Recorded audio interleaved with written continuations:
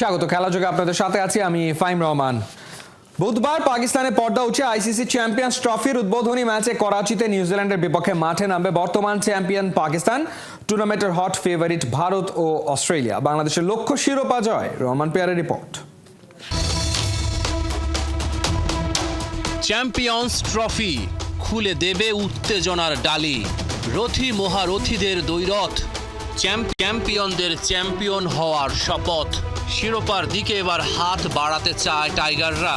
রাঘব বোয়ালদের পেছনে ফেলে সেরাদের সেরা হতে পারবে তো ওরা? টুর্নামেন্টের এ গ্রুপে খেলবে বাংলা, শান্ত রিয়াদ মুশফিকদের প্রতিপক্ষ নিউজিল্যান্ড, পাকিস্তান আর র্যাঙ্কিংয়ের সেরা ইন্ডিয়া। বি গ্রুপে আফগানিস্তান, অস্ট্রেলিয়া, ইংল্যান্ড ও সাউথ আফ্রিকা। পাকিস্তান 29 বছর পর আইসিসির কোনো টুর্নামেন্ট আয়োজন করছে। উদ্বোধনী ম্যাচে ওরা নিউজিল্যান্ডের বিপক্ষে মাঠে নামবে।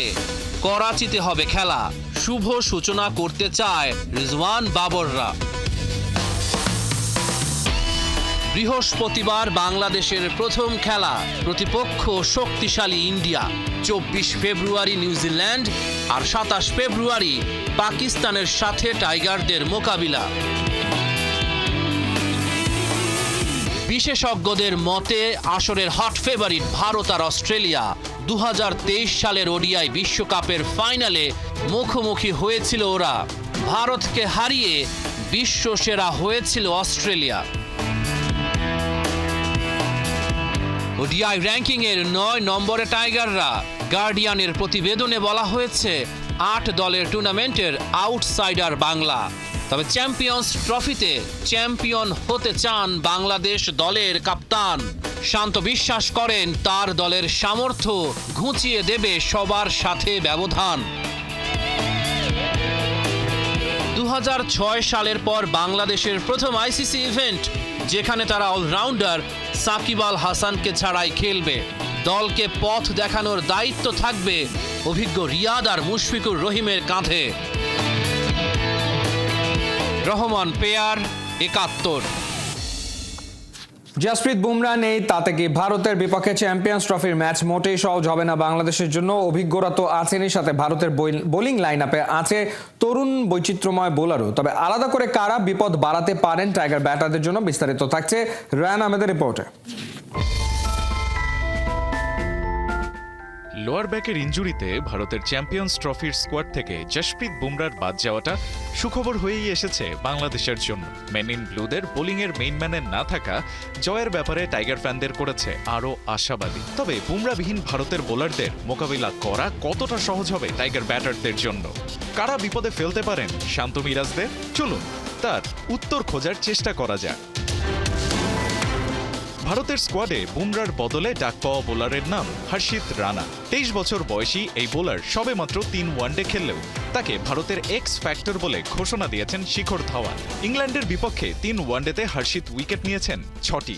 এমন অনভিজ্ঞ বোলারকে স্কোয়াডে রাখতে ভারতকে স্কোয়াডের বাইরে রাখতে হয়েছে 2022 থেকে 2024 সালের শেষ অবধি ওয়ানডেতে ম্যান ইন ব্লুদের হয়ে সর্বোচ্চ উইকেট নেওয়া মোহাম্মদ সিরাজকে। প্রশ্নটা হলো কেন? উত্তরটা হর্ষিতের কোয়ালিটি বোলিং। ডানহাতি এই বোলার পারেন নতুন শক্ত বলকে দুদিকেই ঘোরাতে, করতে পারেন দারুণ স্লোয়ার, আর হিট দ্য ডেক অ্যাবিলিটি থাকায় তার বাউন্সার বেশ বিপদেই ফেলতে পারে ট্র্যাডিশনালি বাউন্সার খেলাতে দুর্বল টাইগার ব্যাটারদের। এবার আসা যাক ভারতের স্পিন ডিপার্টমেন্টের দিকে। স্কোয়াডে আছেন 3 ফিঙ্গার স্পিনার অক্ষর প্যাটেল, ওয়াশিংটন সুন্দর এবং রবীন্দ্র জাদেজা। এই 3 জনের সাথে রিস্ট স্পিনার হিসেবে আছেন 2 জন। তারা হলেন কুলদীপ যাদব এবং বরুণ চক্রবর্তী। কদিন আগে দুবাইতে শেষ হওয়া IL T20 এর পর সেখানকার পিচেই গড়াবে ভারত বাংলাদেশের ম্যাচ। বল খানিকটা নিচু আর স্লো হয়ে আসা দুবাইয়ের উইকেটে অক্ষর জাদেজারা যে বাড়তি সুবিধা পাবেন তা বলাই যায়। তবে টাইগার ব্যাটারদের জন্য আলাদা করে থ্রেট হওয়ার সামর্থ্য আছে লেগ স্পিনার বরুণ চক্রবর্তীর। অ্যাকশনে তেমন চেঞ্জ না এনেই বল দুদিকে ঘোরানোর সামর্থ্য তাকে বানিয়ে দিয়েছে ব্যাটারদের জন্য মিস্ট্রি স্পিনার। তার ডেডলি গুগলিতে ভারতের বিপক্ষে T20 সিরিজে বিধ্বস্ত হয়েছে ইংলিশ ব্যাটাররা।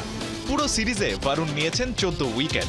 শুধু তাই না, গত সিজনে কলকাতা নাইট রাইডার্সের শিরোপা জয়ের পিছনে 21 উইকেট নিয়ে বিরাট অবদান রেখেছিলেন এই লেগ স্পিনার। ফিটনেস নিয়ে খানিকটা ইস্যু থাকলেও আইসিসি ইভেন্ট মানেই মোহাম্মদ শামির দুরন্তপনা। 2023 ওয়ানডে বিশ্বকাপেও স্বীকার করেছেন 23 উইকেট। এই অভিজ্ঞ ক্যাম্পেইনার তাই বাংলাদেশের ব্যাটারদেরকে এবারও ফেলতে পারেন কঠিন পরীক্ষায়। সব মিলিয়ে বুমরাবিহীন ভারতকে হারাতেও বাংলাদেশের ব্যাটারদের যে বেশ দায়িত্বশীলতার পরিচয় দিতে হবে তা হয়তো বলাই যায়।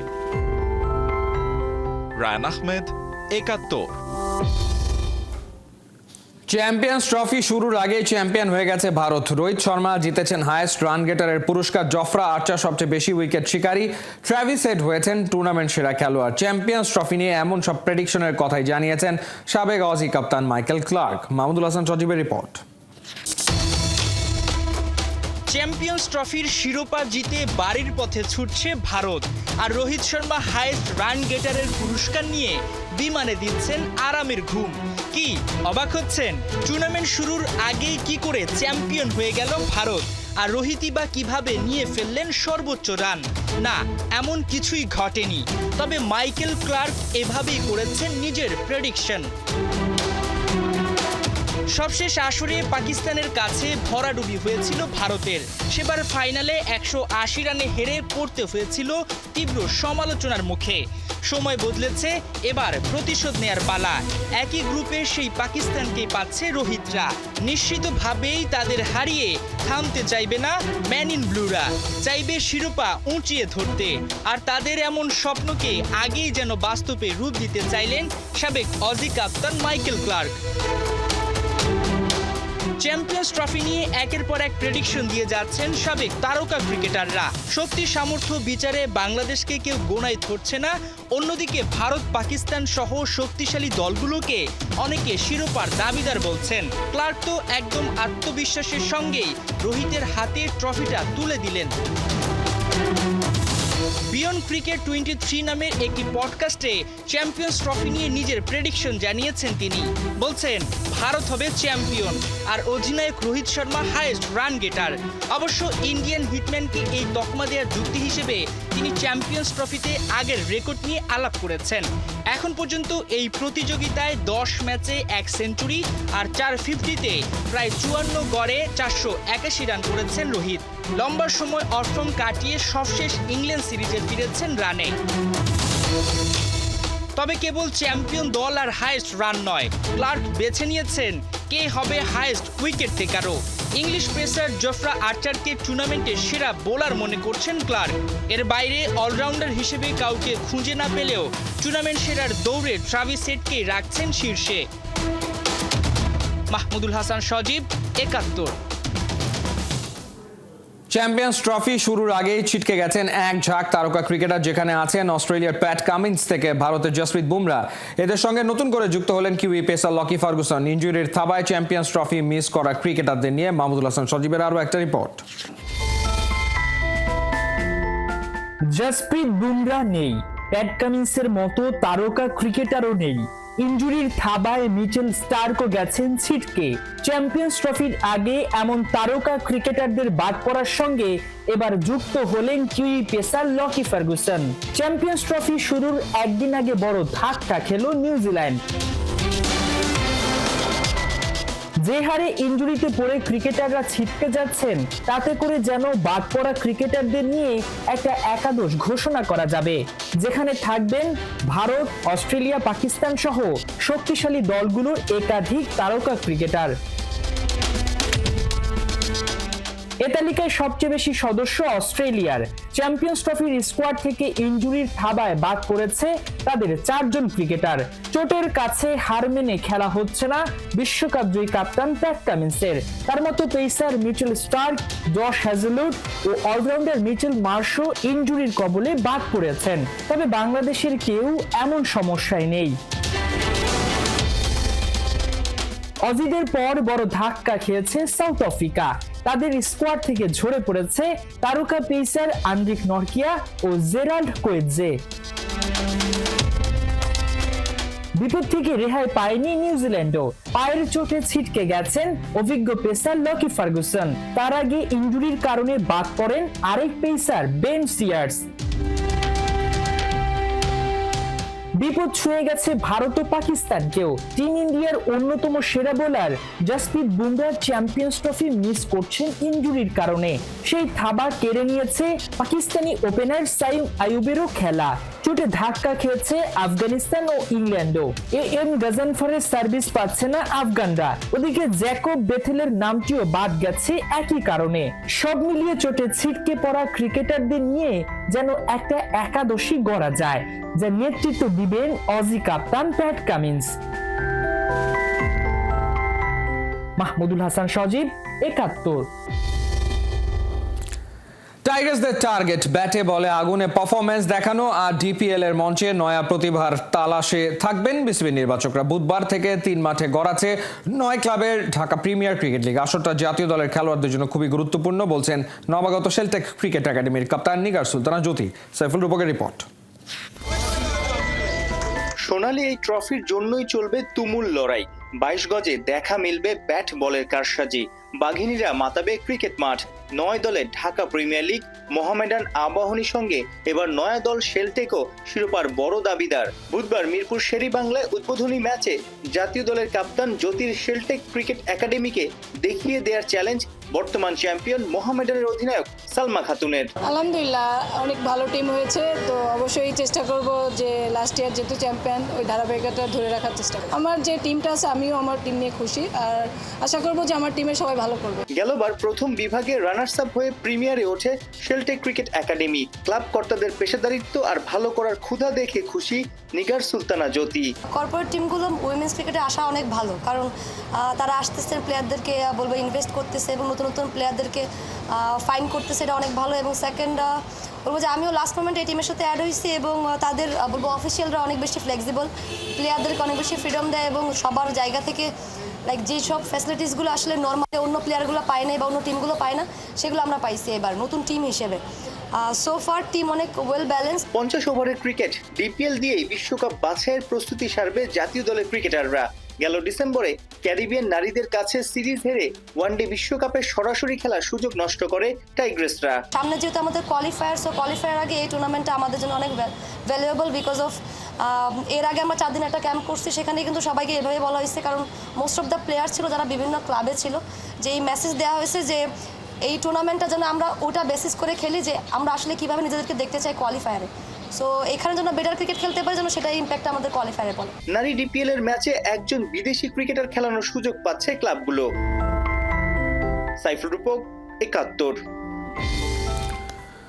খোদ বিসিবি বাফুফে জাতীয় ক্রীড়া পরিষদকে ঠিক মতো দেয় না অডিট রিপোর্ট। সরকারি নির্দেশনা তোয়াক্কা না করায় ভীষণ খেপেছেন ক্রীড়া উপদেষ্টা আসিফ মাহমুদ। মঙ্গলবার জাতীয় ক্রীড়া পরিষদ এক প্রজ্ঞাপনে দ্রুত ২ অর্থবছরের অডিট রিপোর্ট জমা দিতে ফেডারেশনগুলোকে নির্দেশ দিয়েছে। মেহেদী নাইমের রিপোর্ট। প্রত্যেকটা ফেডারেশনকে আমরা বলেছি যে অডিট রিপোর্ট পূর্ববর্তী 2 বছর অডিট রিপোর্ট জমা না দিলে আমরা বাজেটটা ছাড় দিব না। বাজেট ছাড়ের ক্ষেত্রে আমরা অডিট রিপোর্টটা একটা গাইডলাইনের মধ্যে নিয়ে আসছি। আমরা সকলেভাবে অডিট রিপোর্ট নিব, কোনো প্রকার দুর্নীতি আছে কিনা সেটা খতিয়ে দেখব। সরকারি অর্থ সহায়তা নিবে অথচ সেটা কোন খাতে ব্যবহৃত হয়েছে সেটা বলবে না। সেই রাস্তা গেল বছর 29 অক্টোবর বন্ধ করেছিল যুব ক্রীড়া মন্ত্রণালয়। 32টি ফেডারেশনকে অর্থ বরাদ্দ বন্ধ করে দেয় জাতীয় ক্রীড়া পরিষদ এক কলমের খোঁচায়। বিসিবি কিংবা বাফুফে যত বড় ফেডারেশনই হোক, কাউকে কোনো ছাড় নয়। এবার জাতীয় ক্রীড়া পরিষদ এক প্রজ্ঞাপনে নির্দেশ দিয়েছে, যারা এখনো হিসাব জমা দেয়নি দ্রুত জমা দেওয়ার কথা জানানো হয়েছে। ক্রীড়া উপদেষ্টা আসিফ মাহমুদের হুঁশিয়ারির একদিন পরই এমন প্রজ্ঞাপন দিল জাতীয় ক্রীড়া পরিষদ। 22টি ফেডারেশন অডিট রিপোর্ট জমা দিলেও সেখান থেকে মাত্র 5টি ফেডারেশন গেল 2 অর্থ বছরে অডিট রিপোর্ট দিয়েছে। বাকি 17টি দিয়েছে একটি অর্থ বছরের হিসাব। এই যেমন বাফুফে 2022-23 অর্থ বছরের হিসাব না দিয়ে 2023-24 অর্থ বছরের হিসাব দিয়েছে। বিসিবি করেছে তার উল্টোটা, সেগুলো দ্রুত ক্লিয়ার করতে বলেছে অভিভাবক সংস্থাটি। জাতীয় ক্রীড়া পরিষদ আইন 2018 অনুসারে প্রত্যেক ফেডারেশন ও অ্যাসোসিয়েশন বাৎসরিক হিসাব জমা দিতে বাধ্য, কিন্তু আওয়ামী শাসনামলে কেউই দেয়নি। শুধু তাই নয়, জাতীয় ক্রীড়া পরিষদের তথ্য অনুসারে বিদেশ থেকে এসে প্রতিবেদন জমা দেয় না 70% ফেডারেশন ও অ্যাসোসিয়েশন। মেহেদী নাইম, ৭১। ছিল বলে রক্ষা, আর তা থেকে গোল করেই লা লিগায় রায়ো ভায়োকানোর বিপক্ষে 1-0 ব্যবধানে জয় পেয়েছে বার্সেলোনা। সেই সাথে রিয়াল মাদ্রিদকে টপকে পয়েন্ট টেবিলের শীর্ষে উঠে এসছে কাতালানরা। স্প্যানিশ টপ লিগের চলতি আসরে দাপট দেখানো রিয়াল মাদ্রিদ আর আতলেতিকো মাদ্রিদ হঠাৎ পয়েন্ট খুইয়ে বসায় সুযোগ তৈরি হয় বার্সেলোনার জন্য। সেটা কাজে লাগিয়েই দুই মাদ্রিদ রাইভালকে টপকে গেল লেভানডস্কিরা। ম্যাচটা ঘরের মাঠে হলেও অতিথি ভায়োকানো ভালোই চ্যালেঞ্জ জানায় বার্সাকে। কাতালানদের 5টা অন টার্গেট শটের বিপরীতে ওরাও 4টা শট রেখেছিল নিশানায়। যদিও ওপেন প্লে থেকে পুরো ম্যাচেই গোল আদায় করে নিতে পারেনি কেউ। এবারে বার্সেলোনার টার্গেট লিডার বোর্ডের শীর্ষ জায়গাটা ধরে রাখা।